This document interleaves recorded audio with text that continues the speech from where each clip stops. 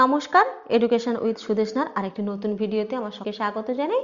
আজকে আমরা ক্লাস 9 এ রাধারানী বঙ্কিমচন্দ্র চট্টোপাধ্যায়ের লেখা এই উপন্যাসটি পাঠ করব। এটি পাঠ করার সময় বঙ্কিমচন্দ্র সম্পর্কিত সমস্ত তথ্য আমরা জানবো, বঙ্কিমচন্দ্রের উপন্যাস বা বাকি সবকিছু সম্বন্ধে জানবো এবং এই উপন্যাসটির প্রত্যেকটি লাইন ধরে ধরে আমি তোমাদের সামনে আলোচনা করব। প্রত্যেকটি লাইনের কঠিন শব্দের মানেগুলো তোমাদেরকে আমি বলে দেব এবং এর উৎস, কটি পরিচ্ছেদ ছিল, সম্পূর্ণ সমস্ত কিছুই তোমাদের সামনে এই ভিডিওতে আমি তুলে ধরবো। তাই তোমরা যারা এই ভিডিওটি দেখছো তোমাদেরকে বলবো তোমরা স্কিপ না করে প্রথম থেকে ভিডিওটি দেখতে থাকো এবং এখনো পর্যন্ত যারা চ্যানেলটিকে সাবস্ক্রাইব করোনি তারা প্লিজ চ্যানেলটিকে শেয়ার এবং সাবস্ক্রাইব করে দিও। এবং এই তোমাদের রাধারানী সম্পর্কিত আরেকটি ভিডিও আনবো, যেটাতে তার উৎস এবং নামকরণের সার্থকতা ও সারসংক্ষেপ বা বিষয়বস্তু সম্পর্কিত ও এখান থেকে সম্ভাব্য কী ধরনের প্রশ্ন হতে পারে তার একটা ভিডিও আমি আলাদাভাবে আনবো। সেই ভিডিওর লিঙ্কটা এই ভিডিওর নিচে ডেসক্রিপশনে দেওয়া থাকবে। বঙ্কিমচন্দ্র চট্টোপাধ্যায়ের জন্ম 1836 খ্রিস্টাব্দে এবং তার মৃত্যু 1894। তার জন্ম 24 পরগনার কাঁঠালপাড়ায়। বাংলা সাহিত্যের অন্যতম প্রধান ঔপন্যাসিক বঙ্কিমচন্দ্র কলকাতা বিশ্ববিদ্যালয়ের প্রথম গ্র্যাজুয়েট। ভারতীয় জাতীয়তাবাদের অন্যতম পুরোধা এবং বন্দে মাতরম মন্ত্রের তিনি স্রষ্টা ছিলেন। বঙ্কিমচন্দ্র চট্টোপাধ্যায়কে আমরা সাহিত্য সম্রাট হিসেবেও জানি। তার প্রথম উল্লেখযোগ্য রচনা ইংরেজিতে রাজমোহনস ওয়াইফ 1864 খ্রিস্টাব্দে এবং 1865 খ্রিস্টাব্দে তার রচিত দুর্গেশ নন্দিনী বাংলা উপন্যাস প্রথম, যেটি সাহিত্যের ইতিহাসে একটা মাইল ফলকও বলা যেতে পারে। এরপরে একে একে প্রকাশিত হয় কপালকুণ্ডলা, মৃণালিনী প্রভৃতি তার বিখ্যাত উপন্যাস। তার প্রবন্ধ ও যুগান্তকারী সব উপন্যাসগুলি হল বিষবৃক্ষ, রজনী, চন্দ্রশেখর, কৃষ্ণকান্তের উইল প্রভৃতি। 1882 খ্রিস্টাব্দে প্রকাশিত হয় তার আনন্দমঠ উপন্যাসটি। ভারতীয় জাতীয় আন্দোলনে উল্লেখযোগ্য ভূমিকা গ্রহণ করেছিল। বাংলা সাহিত্যের ইতিহাসে শুধু উপন্যাস রচনাতেই নয়, বহু বিষয়ে তার প্রবন্ধ রচনাতেও তার অবদান অসামান্য। লোকরহস্য, মুচিরাম গুড়ের জীবনচরিত এবং কমলাকান্তের দপ্তর ইত্যাদি প্রবন্ধ গ্রন্থের মধ্যে লুকিয়ে আছে বঙ্কিমের মননের দীপ্তি এবং তীব্র ব্যঙ্গবোধ, ইতিহাস ও সমাজ চেতনা আর আবেগ ও কৌতুক প্রবণতা। তোমাদের এই রাধারানী উপন্যাসটির উৎস সম্বন্ধে একটু জানি। মূল উপন্যাসের নাম হচ্ছে রাধারানী। মোট 8টি পরিচ্ছেদ আছে। তোমাদের কিন্তু এই রাধারানী, তোমাদের যে এই পাঠ্যটা, এটি কিন্তু উপন্যাসের প্রথম পরিচ্ছেদ। তবে রাধারানী উপন্যাসটি কিন্তু একটি সামাজিক উপন্যাস। এটি বঙ্গদর্শন পত্রিকায় প্রকাশিত হয়েছিল 1886 খ্রিস্টাব্দে। এবার আমরা তাহলে মূল পাঠে আসি।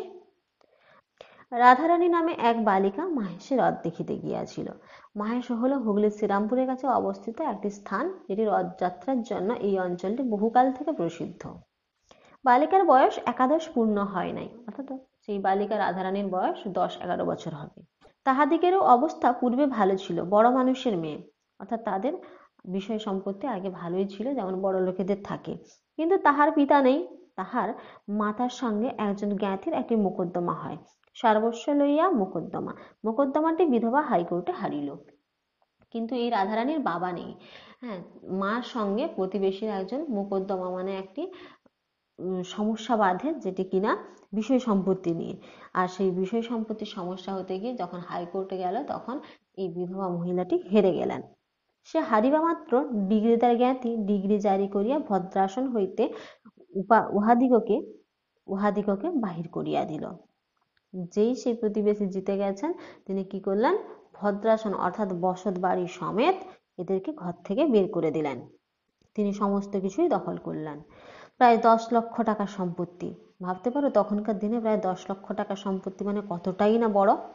ডিগ্রিদার কথাটির অর্থ হলো যার অনুকূলে আদালত রায় দিয়েছে তাকে বলা হয় ডিগ্রিদার। ডিগ্রিদার সকলই লইল। ডিগ্রিদার কি করলেন, সবকিছু নিয়ে নিলেন। খরচা ও ওয়াসিলাত দিতে নগদ যাহা ছিল তাহাও গেল। রাধারানীর মাতা অলঙ্কার আদি বিক্রয় করিয়া পিবি কৌশলে একটি আপিল করিল, অর্থাৎ তাদের সমস্ত যা কিছু বিষয় সম্পত্তি ছিল, বিশেষ করে অলঙ্কার মানে গয়নাগাড়ি যা ছিল সবই বিক্রি করে দিল, যাতে কেসটা জিততে পারে। ওয়াসিলাত মানে হচ্ছে কি ক্ষতিপূরণ, অর্থাৎ যা কিছু তাদের খরচা বা ক্ষতিপূরণ হয়েছিল সমস্ত কিছু রাধারানীর মা অলঙ্কার বিক্রি করে তার পূরণ করলো। প্রিভি কাউন্সিলে মানে হচ্ছে কি সর্বোচ্চ আপিল যে আদালত, সেখানে তিনি গিয়ে আদালতে আপিল করলেন, কিন্তু আর আহারের সংস্থান হইল না, কিন্তু আর তার খাবারের ব্যবস্থা হলো না, তার মা মেয়ে কারোরই হলো না। বিধবা একটি কুটিরে আশ্রয় লইয়া কোনো প্রকারে শারীরিক পরিশ্রম করিয়া দিনপাত করিতে লাগিল। সেই বিধবা কোনো রকম কোনো একটা জায়গায় আশ্রয় নিয়ে দিন যাপন করতে লাগলেন তার মেয়েকে নিয়ে। রাধারানীর বিবাহ দিতে পারিল না। রাধারানীর বয়স হয়েছে, বিয়ের বয়স, কিন্তু দিতে পারছে না। তখনকার দিনে তো মেয়েদের কম বয়সে বিয়ে দেওয়া হতো, তো বিয়ের বয়স হয়ে গেছে কিন্তু বিয়ে দিতে পারছেন না। কিন্তু দুর্ভাগ্যক্রমে রথের পূর্বে রাধারানীর মা ঘোরতর পীড়িত হইল। দুর্ভাগ্য আর এদের পিছু ছাড়ে না। কি হয়েছে, একে তো অভাব অনটন, তারপরে আবার রাধারানীর মা অসুস্থ। যে কায়িক পরিশ্রমে দিনপাত হইত তাহা বন্ধ হইল। রাধারানী যে লোকের বাড়িতে খেটে সংসার চালাচ্ছিলেন, রাধারানীর মা যে লোকের বাড়িতে খেটে সংসার চালাচ্ছিলেন, সে কায়িক পরিশ্রম আর তিনি করতে পারলেন না। সুতরাং আর আহার চলে না। অর্থাৎ বাড়ির রোজগারশীল মানুষ যখন বসে যায়, তখন বাড়িতে আর খাওয়ার সংস্থান করবে এমন মানুষের অভাব হলে খাওয়ার হাঁড়িতে চড়ে না। মাতা রুগ্না, এজন্য কাজে কাজেই তাহার উপবাস। রাধারানী জুটিল না বলিয়া উপবাস। তার মা অসুখে ভুগছে, তাই তার মাঝে মাঝে উপবাস খেতে ইচ্ছে করে না। কিন্তু রাধারানী মার খাওয়ার জোটেনি বলে, অর্থাৎ মা কাজ করতে যায়নি বলে রাধারানীরও খাওয়ার জোটেনি। রথের দিন তাহার মা একটু বিশেষ হইল, মানে রথের দিন তার মা আরো একটু বিশেষ অসুস্থ হয়ে পড়ল। পথ্যের প্রয়োজন হইল, কিন্তু পথ্য কোথা? অর্থাৎ পথ্য কথাটির অর্থ হচ্ছে রোগীর যে উপযুক্ত খাদ্য তাকে বলে পথ্য। পথ্যের প্রয়োজন হলেও পথ্যের আর যোগান দেবে কে? টাকা কোথায়? কি দিবে, মানে কে বা দেবে? রাধারানী কাঁদিতে কাঁদিতে কতকগুলি বনফুল তুলিয়া তাহার মালা গাঁথিল। মনে করিল যে এই মালা রথের হাটে বিক্রয় করিয়া দু একটি পয়সা পাইব, তাহাতেই মার পথ্য হইবে। রাধারানী মনে মনে ভাবলেন যে পয়সা কোথায় পাবো? যদি আমি এই বনফুলগুলো নিয়ে মালা গাঁথি আর মাহেশের সেই রথের মেলায় গিয়ে বিক্রি করি, যদি কেউ কেনেন, তাহলে সেই যে পয়সাটা পাবো তা দিয়ে আমি মায়ের জন্য পথ্য কিনে আনবো। কিন্তু রথের টান অর্ধেক হইতে না হইতেই বড় বৃষ্টি আরম্ভ হইল। বৃষ্টি দেখিয়া লোক সকল ভাগিয়া গেল। মালা কেহ কিনিল না। রাধারানী মনে করিল যে আমি একটু না হয় ভিজিলাম, বৃষ্টি থামিলেই আবার লোক জমিবে। কিন্তু বৃষ্টি আর থামিল না, লোক আর জমিল না। সন্ধ্যা হইল, রাত্রি হইল, বড় অন্ধকার হইল। অগত্যা রাধারানী কাঁদিতে কাঁদিতে ফিরিল। অর্থাৎ বৃষ্টি কিন্তু আর থামছে না, কিন্তু সন্ধ্যা হচ্ছে, আরো বৃষ্টি বাড়তে আছে। রাধারানীর মালা আর বিক্রি হলো না। রাধারানী কি করবে, নিরুপায় হয়ে অন্ধকারে বাড়ি ফিরে আসছিল। অন্ধকার, পথ কর্দমময়, পিচ্ছিল, কিছুই দেখা যায় না। মানে একেতে তো অন্ধকার পথটা তেমন পিচ্ছিল আর কাদায় ভর্তি। মানে আগেকার দিনের রাস্তা এত উন্নত ছিল না, স্বাভাবিক এই কাদা আর পিচ্ছিল রাস্তা হওয়াটা। তাহাতে মুষলধারে শ্রাবণের ধারা বর্ষিত ছিল। সেই রাস্তায় আবার কি হচ্ছে, শ্রাবণ মাসের সময়, সেটা শ্রাবণের ধারা, মানে শ্রাবণ মাস মানে বর্ষাকালে কেমন বৃষ্টি হয় তোমরা নিজেরাও জানো। সেই বৃষ্টি যেন বয়েই যাচ্ছিল। মাতার অন্নাভাব মনে করিয়া তদপেক্ষাও রাধারানীর চক্ষু বাড়ি বর্ষণ করিতেছিল। মায়ের খাওয়ার অভাবের কথা ভেবে তখনও পর্যন্ত রাধারানীর চোখ দিয়ে জল গড়িয়ে যাচ্ছিল। রাধারানী কাঁদিতে কাঁদিতে আছাড় খাইতেছিল, কাঁদিতে কাঁদিতে উঠিতেছিল। রাধারানী কাঁদতে কাঁদতে আছাড় খাচ্ছিল, আবার কাঁদতে কাঁদতে উঠছিল, আবার কাঁদিতে কাঁদিতে আছাড় খাইতেছিল। দুই গণ্ড বিলম্বী ঘন কৃষ্ণ অলকাবলী বহিয়া কবরী বহিয়া বৃষ্টির জল পড়িয়া ভাসিয়া যাইতেছিল। কি হচ্ছিল? গণ্ড বিলম্বী, অর্থাৎ তার গাল বেয়ে, দুই গাল বেয়ে জল বেয়ে যাচ্ছিল, চোখের জল বেয়ে যাচ্ছিল। কৃষ্ণ মানে কি? কালো, ঘন কালো। অলকা বলি মানে হচ্ছে কি তার কেশরাশি, মানে চুল, তার কেশরাশি মানে চুল বেয়ে সমস্ত কিছু। কবরী বাহিয়া, কবরী মানে কি? খোঁপা বেয়ে বৃষ্টির জল পড়ছিল। তথাপি রাধারানী সেই এক পয়সার বনফুলের মালা বুকে ধরিয়া রাখিয়াছিল, ফেলে নাই। তদপেক্ষাও মানে তারপরেও কিন্তু রাধারানী ফেলেনি মালাটি, বুকে জড়িয়ে রেখেছিল। যদি কেউ কেনে, যদি বিক্রি হয়, দুটো পয়সা আসে। বনফুল মানে হচ্ছে যে বনের পাশে যে ফুলগুলো হয় তাকে বনফুল বলে। এমত সময় অন্ধকারে অকস্মাৎ কে আসিয়া রাধারানীর ঘাড়ের উপর পড়িল। রাধারানী এতক্ষণ উচ্চস্বরে ডাকিয়া কাঁদে নাই, এক্ষণে উচ্চস্বরে কাঁদিল। রাধারানী এখনো পর্যন্ত শুধু চোখ থেকে জল ফেলছিল, কিন্তু উচ্চস্বরে কাঁদেনি। যখন দেখলো যে তার ঘাড়ের উপর কিছু এসে একটা পড়লো, সে তো ভয়ে একদম মানে ভয়ের চোটে সে একেবারে ভীত হয়ে গেছে। হ্যাঁ, সে তখন জোরে করে কেঁদে ফেলেছে। যে ঘাড়ের উপর আসিয়া পড়িয়াছিল সে বলিল, কে গো, তুমি কাঁদো? যে তার উপর, ঘাড়ের উপর মানে কি তার উপর এসে পড়েছিল আর কি, যে তার উপর এসে পড়েছিল তিনি বললেন যে, কে তুমি? তুমি যে কাঁদছো, কে? পুরুষ মানুষের গলা, কিন্তু কণ্ঠস্বর শুনিয়া রাধারানীর রোদন বন্ধ হইল। যদিও পুরুষ মানুষের গলা, তবুও তার কণ্ঠস্বরটি শুনে রাধারানীর ভয় হয়নি, কোথাও একটা ভরসা পেয়েছিল, তাই তার চোখের জল মুছলো, মানে কান্না বন্ধ হলো। রাধারানীর চেনা লোক নহে, কিন্তু বড় দয়ালু লোকের কথা। রাধারানীর ক্ষুদ্র বুদ্ধিটুকুতে ইহা বুঝিতে পারিল। রাধারানী চেনা লোক নয়, কারণ চেনা গলা সে শোনেনি, কিন্তু মনে হয়েছিল যে লোকটি বেশ ভালো, ভদ্র, দয়ালু। তাই রাধারানীর, এই যে ছোট্ট একটি মেয়ে, তবুও সে বুঝেছিল। রাধারানী রোদন বন্ধ করিয়া বলিল, আমি দুঃখী লোকের মেয়ে, আমার কেহ নাই, কেবল মা আছে। রাধারানী চোখ মুছে বলল, আমি দুঃখী লোকের মেয়ে, একজন অভাগীর মেয়ে, আমার কেউ নেই, শুধুমাত্র আমার মা আছে। সে পুরুষ বলিল, তুমি কোথায় গিয়েছিলে? সে যে পুরুষ মানুষটি তার ঘাড়ের উপর এসে পড়েছিল, সে বলে যে, তুমি কোথায় গিয়েছিলে? রা মানে রাধারানী, আমি হ্রদ দেখিতে গিয়াছিলাম, বাড়ি যাইব, অন্ধকারে বৃষ্টিতে পথ দেখিতেছি না। রাধারানী বলছে যে, আমি হ্রদ দেখতে গেছিলাম, আমি বাড়ি যাব, কিন্তু বৃষ্টির মধ্যে আমি পথ খুঁজে পাচ্ছি না, পথ হারিয়ে ফেলেছি। পুরুষ বলিল, তোমার বাড়ি কোথায়? রাধারানী বলিল, শ্রীরামপুর। শ্রীরামপুর হচ্ছে হুগলি জেলাতে। সে ব্যক্তি বলিল, আমার সঙ্গে আইসো, আমিও শ্রীরামপুরে যাইব।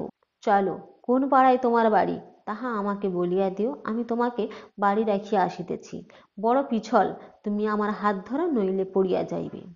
সে পুরুষ বললেন যে, আমিও শ্রীরামপুরে যাব, চলো, তোমার কোন পাড়ায়, শ্রীরামপুরে কোন পাড়ায় তোমার বাড়ি বলো, আমি তোমাকে পৌঁছে দিয়ে আসছি, তবে রাস্তা খুব পিছল মানে পিচ্ছিল, আমার হাত ধরো, না হলে তুমি পড়ে যেতে পারো। এইরূপ সে ব্যক্তি রাধারানীকে লইয়া চলিল। এরূপ সেই ব্যক্তি রাধারানীকে নিয়ে চললেন। অন্ধকারে সে রাধারানীর বয়স অনুমান করিতে পারে নাই, কিন্তু কথার স্বরে বুঝিয়াছিল যে রাধারানী বড় বালিকা। অন্ধকারের মধ্যে সেই ভদ্রলোক রাধারানীর বয়স অনুভব করতে পারেনি, কিন্তু গলার শব্দ শুনে বা আওয়াজ শুনে বুঝেছিল যে রাধারানী বেশ বড় বালিকা, মানে বিবাহ উপযুক্ত বালিকা। এখন রাধারানী তাহার হাত ধরায়, হস্তস্পর্শে জানিল রাধারানী বড় বালিকা। তখন সে জিজ্ঞাসা করিল, তোমার বয়স কত? যখন তার মনে হয়েছে, ভদ্রলোকের মনে হয়েছে যে রাধারানী বড় মেয়ে, তখন কিন্তু জিজ্ঞেস করেছে রাধারানীকে যে, তোমার বয়স কত? মানে রাধারানী, 10-11 বছর। মানে রাধারানী তখন বলছে যে, আমার বয়স 10-11। তোমার নাম কি? রাধারানী, মানে রাধারানী বলছে, আমার নাম রাধারানী। হ্যাঁ, রাধারানী, তুমি ছেলে মানুষ, একেলা হ্রদ দেখিতে গিয়াছিলে কেন?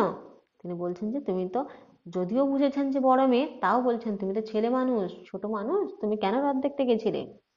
তখন সে কথায় কথায় মিষ্ট মিষ্ট কথাগুলি বলিয়া সে 1 পয়সার বনফুলের মালার সকল কথাই বাহির করিয়া লইল। অর্থাৎ সে ভদ্রলোক মিষ্টি মিষ্টি কথা বলে 1 পয়সার বনফুল কিনবেন বলে রাধারানীর সমস্ত পারিবারিক কথাগুলো বের করলেন। শুনিল যে মাতার পথ্যের জন্য বালিকা এই মালা গাঁথিয়া রথ হাটে বেচিতে গিয়াছিল। রথ দেখিতে যায় নাই, সে মালাও বিক্রি হয় নাই, এক্ষণেও বালিকার হৃদয়ের মধ্যে লুক্কায়িত আছে। তখন সে বলিল, আমি এক ছড়া মালা খুঁজিতেছিলাম, আমাদের বাড়িতে ঠাকুর আছেন, তাহাকে পরাইব, রথের হাট শীঘ্র ভাঙিয়া গেল, আমি তাই মালা কিনতে পারি নাই, তুমি মালা বেচো তো, আমি কিনি। তার সমস্ত কথা শোনার পর, রাধারানীর সমস্ত কথা শোনার পর ভদ্রলোক বললেন যে, আমি মালা কিনতে গেছিলাম, কিন্তু রথ তাড়াতাড়ি ভেঙে গেছে বলে আমি মালা কিনতে পারিনি, তুমি যদি বেচো তাহলে আমি আমার বাড়ির ঠাকুরের জন্য তোমার থেকে মালা কিনে নিয়ে যাব। এবং এও জানতে পারলেন যে রাধারানী কিন্তু মেলায় ঘুরতে যায়নি, রাধারানী গেছিল মালা বিক্রি করে তার মায়ের জন্য পথ্য কিনতে। রাধারানীর আনন্দ হইল, কিন্তু মনে ভাবিল যে, আমাকে যে এত যত্ন করিয়া হাত ধরিয়া এই অন্ধকারে বাড়ি লইয়া যাইতেছে, তাহার কাছে দাম লইব কি প্রকারে? তা নইলে আমার মা খেতে পাবে না, তা নেই। রাধারানী বড় বাড়ির মেয়ে, তাই তার মনটা অনেক উদার। সে বলছে যে, আমাকে যে হাত ধরে নিয়ে যাচ্ছে, আমার খারাপ সময় যে সাহায্য করছে, আমি তার কাছ থেকে কিভাবে টাকা নিই? কিন্তু এটাও আবার ভাবছে যে, আমি যদি টাকা না নিই তাহলে আমার মায়ের জন্য খাবারটা নিয়ে যাব কি করে? এই ভাবিয়া রাধারানী মালা সমভিবাহারীকে দিল। সমভিবাহারী মানে পথের সঙ্গী, তার সঙ্গে যে ছিলেন তাকে দিল। সমভিবাহারী বলিল, ইহার দাম 4 পয়সা, এই লও। তার যে পথের সঙ্গে তিনি বললেন, মানে সেই ভদ্রলোক বললেন যে এর দাম 4 পয়সা, তুমি নাও। সমব্যী বিহারী এই বলিয়া মূল্য দিল, মানে এই বলে টাকা দিল। রাধারানী বলিল, এ কি পয়সা? এ যে বড় বড় ঠেকছে, অন্ধকারের মধ্যে তো দেখতে পাচ্ছে না, তাই যা পয়সা দিয়েছে রাধারানী মনে হচ্ছে এ তো বেশ বড় পয়সা। রাধারানী তো পয়সা ছোট থেকে দেখেছে, জানে, আন্দাজ বোঝে, তাই রাধারানী বলছে এ তো 4 পয়সা নয়, ডবল পয়সা, দেখিতেছ না 2টা বৈধি নাই। বই মানে কি? ছাড়া, মানে বলছেন যে দেখছো না আমি তোমাকে তো দুটো পয়সা, দুটোর বেশি দিইনি, তুমি ডবল পয়সা দেখছো কোথা থেকে? রা তা এ যে, অর্থাৎ রাধারানী বলছে, তা এ যে অন্ধকারেও চকচক করছে, তুমি ভুলে টাকা দাও নাই তো? রাধারানী বলছে, আরে এ তো অন্ধকারের মধ্যেও চকচক করছে, তুমি ভুলে আবার টাকা দিয়ে দাওনি তো? না, নতুন কলের পয়সা, তাই চকচক করছে। অর্থাৎ নতুন কল থেকে, মানে পয়সা ছাপানোর যে জায়গাটা, যে কলটা সেখান থেকে বেরিয়েছে, তাই পয়সাটা চকচক করছে, নূতন বলে। রা মানে রাধারানী, তা আচ্ছা, ঘরে গিয়া প্রদীপ জেলে যদি দেখি যে পয়সা নয়, তখন ফিরাইয়া দিব, তোমাকে সেখানে একটু দাঁড়াইতে হইবে। রাধারানী বলছে যে আমি তো দেখতে পাচ্ছি না, বাড়ি গিয়ে আমি আলো জ্বেলে দেখবো, যদি মনে হয় যে না এটা আমার বেশি পাওনা হয়ে গেছে, তুমি বেশি দিয়ে দিচ্ছ, তাহলে কিন্তু আমি তোমায় ফিরিয়ে দেবো, তোমাকে কিন্তু একটু দাঁড়াতে হবে। কিছু পরে তাহারা রাধারানীর মার কুটির দ্বারে আসিয়া উপস্থিত হইল। সেখানে গিয়া রাধারানী বলিল, তুমি ঘরে আসিয়া দাঁড়াও, আমরা আলো জ্বালিয়া দেখি টাকা কি পয়সা। রাধারানী বলছে যে তুমি একটু দাঁড়াও, তার ঘরের সামনে পৌঁছে গেছে, বলছে তুমি একটু দাঁড়াও, আমি আগে আলো জ্বেলে দেখি যে টাকা কি পয়সা। সঙ্গী বলিল, আমি বাহিরে দাঁড়াইয়া আছি, তুমি আগে ভিজা কাপড় ছাড়ো, তারপর প্রদীপ জ্বালিও। তার সঙ্গী বললেন, মানে সেই পুরুষ মানুষটি বললেন যে ঠিক আছে, আমি দাঁড়িয়ে আছি, তুমি আগে কাপড় ছাড়ো, তারপরে দেখবে আলো জ্বেলে। কারণ কি, ভেজা কাপড়ে থাকলে ঠান্ডা লেগে যেতে পারে, তার জন্যে। রাধারানী বলিল, আমার আর কাপড় নাই, একখানি ছিল, তাহা বেচিয়া দিয়াছি, তা আমি ভিজা কাপড়ে সর্বদা থাকি, আমার ব্যামো হয় না। ব্যামো মানে কি, অসুখ। বলছে যে আমার আর কাপড় নেই, এই একটাই কাপড়, একটা ছিল, বেচে দিয়েছি, মানে বিক্রি করে দিয়েছি, তো আমার ঠান্ডা ঠান্ডা লাগে না। আঁচলটা নিংড়ে পরিব এখন, তুমি দাঁড়াও, আমি আলো জ্বালি। বলছেন যে আঁচলটাকে আমি জল নিংড়ে নেবো, দিয়ে আবার পরবো, তুমি দাঁড়াও, আমি আগে পয়সাটা দেখি। আচ্ছা। ঘরে তৈল ছিল না, সুতরাং চালের খড় পাড়িয়া চকমকে ঠুকিয়া আগুন জ্বালিতে হইল। আগুন জ্বালিতে কাজেই একটু বিলম্ব হইল। মানে তেল নেই তো, চকমকি সেই ভিজে খড় দিয়ে যদি আগুন জ্বালায়, তাহলে তো সেটা একটু দেরি হবেই। আলো জ্বালিয়া রাধারানী দেখিল, টাকা বটে, পয়সা নহে। রাধারানী দেখলো যে না, এটা তো 4 পয়সা নয়, এটা তো বেশি টাকা। তখন রাধারানী বাহিরে আসিয়া তল্লাশি করিয়া দেখিল যে যে টাকা দিয়াছে সে নাই, চলিয়া গিয়াছে। রাধারানী বাইরে এসে সেই ভদ্রলোককে খুঁজছে, যে যে দিয়েছে সে আর নেই, সে চলে গেছে। রাধারানী তখন বিষণ্ণ বদনে সকল কথা তাহার মাকে বলিয়া মুখপানে চাহিয়া রইল। সকাতরে বলিল, মা, এখন কি হবে? রাধারানী তার মাকে সমস্ত কথা বলল, এবং এই বলল যে মা, এখন তাহলে কি হবে? আমাদের তো বেশি টাকা দিয়ে গেছে, আমরা কি করবো? এই টাকা কি করে ফেরত দেব? মা বলিল, কি হবে বাছা, সে কি আর না জেনে টাকা দিয়েছে? সে দাতা, আমাদের দুঃখ শুনিয়া দান করিয়াছে, আমরাও ভিখারি হইয়াছি, দান গ্রহণ করিয়া খরচ করি। তার মা বললেন যে সে কি পয়সা ফেরত নেবে বলে দিয়েছে? সে তো আমাদের দুঃখের কথা শুনে দিয়েছে, সে দাতা, তাই আমরা ভিখারি, আমরাও সেই পয়সাটাকে খরচ করে ফেলি। তাহারা এইরূপ কথাবার্তা করিতেছিল, এমত সময়ে কে আসিয়া তাহার কুটিরের আগর ঠেলিয়া বড় শোরগোল উপস্থিত করিল। তার মা মেয়ের এরকম কথোপকথন চলছিল, এমন সময় কেউ একজন এসে তাদের দরজার সামনে এসে কথাবার্তা বলতে শুরু করলো। রাধারানী দ্বার খুলিয়া দিল, মনে করিয়াছিল যে সেই তিনিই বুঝি আবার ফিরিয়া আসিয়াছেন, সে তিনিই বুঝি আবার ফিরে এসেছেন। পোড়া কপাল, তিনি কেন? পোড়ার মুখ কাপড়ে মিনসে। কাপড়ে মিনসে মানে দুশ্চরিত্র লোককে কাপড়ে মিনসে বলে। বলছেন যে ও বাবা, তিনি তো আসেননি, এই দুশ্চরিত্র লোকটা এসেছে কেন? রাধারানীর মার কুটির বাজারের অনতি দূরে, তাহাদের কুটিরের নিকটেই পদ্মলোচন সাহার কাপড়ের দোকান। পদ্মলোচন খোদ পোড়ার মুখ কাপড়ে মিনসে একজোড়া নূতন কুঞ্জদার শান্তিপুরে কাপড় হাতে করিয়া আনিয়াছিল। এখন দ্বার খোলা পাইয়া তাহা রাধারানীকে দিল, বলিল, রাধারানীর এই কাপড়। মানে রাধারানীর মা যখন কুটিরের দরজাটা খুললো, হ্যাঁ, কুটিরের একটু দূরে, অনতি দূর মানে কম দূরে একটু বসেছিল, তখন দেখলো যে পদ্মলোচন সাহা নামক একজন দুশ্চরিত্র ব্যক্তি তিনি হাতে করে তার রাধারানীর জন্য কাপড় নিয়ে এসেছেন, একটা তাঁতের, শান্তিপুরের তাঁতের কাপড় নিয়ে এসেছেন এবং রাধারানীকে হাতে দিয়ে বলছেন যে এটা তোমার। অর্থাৎ ইনারা ভেবেছেন, মানে মা মেয়ে ভেবেছেন যে দুশ্চরিত্র লোক এই কাপড় দিয়ে রাধারানীকে বশ করতে চাইছে। রাধারানী বলিল, ও মা, আমার কিসের কাপড়? পদ্মলোচন সে বাস্তবিক পোড়ার মুখ কিনা তাহা আমরা সবিশেষ জানি না। মানে এখানে লেখক বলছেন যে সেই যে পদ্মলোচন সাহা, তিনি যে বাস্তবিক পোড়ার মুখ, মানে মুখ যে তার পোড়া কিনা তা আমরা জানি না। তবে রাধারানীর কথা শুনিয়া কিছু বিস্মিত হইল। বলিল, কেন? এই যে এক বাবু এখনই আমাকে নগদ দাম দিয়া বলিয়া গেল যে এই কাপড় এখনই এই রাধারানীকে দিয়া আসো। বলছেন যে সেই পদ্মলোচন সাহা বলছেন যে ও আমি কেন নিয়ে আসতে যাব? একজন ভদ্রলোক টাকা দিয়ে বললেন যে এক্ষুনি তোমাকে দিয়ে যেতে, তাই আমি নিয়ে এসেছি, আমার সেরকম কোনো ইচ্ছে নেই। অর্থাৎ পদ্মলোচন সাহা দুশ্চরিত্র হলেও রাধারানীর সঙ্গে কোনো খারাপ কিছু করতে আসেনি। রাধারানী তখন বলিল, ও মা, সেই গো সেই। রাধারানী তখন তার মাকে বলছে, ও মা, সেই গো সেই যে টাকা দিয়ে গেছিল, তিনি এই কাপড় কিনে পাঠিয়ে দিয়েছেন। হাগা পদ্মলোচন, মানে পদ্মলোচন সাহাকে তখন জিজ্ঞেস করছে। রাধারানীর পিতার সময় হইতে পদ্মলোচন ইহাদের কাছে সুপরিচিত। অনেকবারই ইহাদিগের নিকট যখন সুদিন ছিল, তখন 4 টাকার কাপড়ে শপথ করিয়া 8 টাকা 12.5 আনা আর 2 আনা মুনাফা লইতেন। অর্থাৎ পদ্মলোচন সাহাকে আগে থেকে রাধারানীরা চেনে, আগে থেকে এদের সাথে পরিচিত ছিল। হ্যাঁ, কারণ কি, এই যে পদ্মলোচন সাহা, ইনি দুশ্চরিত্র তো বটেই, উপরন্তু হ্যাঁ তিনি হচ্ছেন একজন মানে চড়া দামে বিক্রি করে বাজারে এমন একজন ব্যক্তি, যিনি কি করতেন যে 4 টাকা, মানে যদি কাপড়টার দাম 4 টাকা হয়, তিনি 8 টাকা 12.5 আনা নিতেন আর 2 আনা মুনাফা হিসেবে, মানে অতিরিক্ত লাভ হিসেবে নিতেন। হ্যাঁ পদ্মলোচন, বলি সেই বাবুটিকে চেনো? পদ্মলোচন বলিল, মানে তখন রাধারানীর মা পদ্মলোচনকে জিজ্ঞেস করছেন যে তুমি কি সেই বাবুকে চেনো যিনি কাপড় দিয়ে গেছেন? পদ্মলোচন বলিল, তোমরা চেনো না? পদ্মলোচন ভেবেছিল যে রাধারানীরা চেনে, তো তাই বলছে যে তোমরা চেনো না? রাধা, রা মানে রাধারানী, না মানে পদ্মলোচন। আমি বলি তোমাদের কুটুম্ব, আমি চিনি না। পদ্মলোচন বলছে, আমি ভেবেছি তোমাদের বন্ধু বান্ধব হবে, আমি চিনবো কি করে?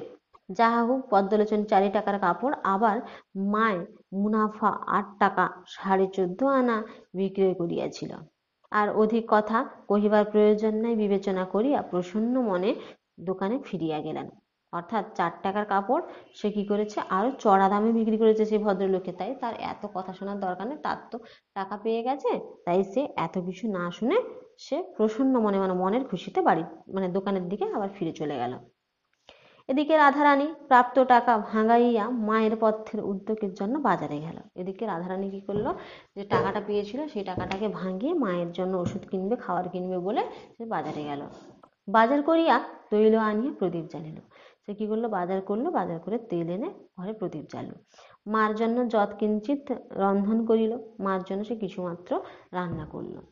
স্থান পরিষ্কার করিয়া মাকে অন্ন দিতে এই প্রতিভাহে ঘর ঝাঁটাইতে লাগিল।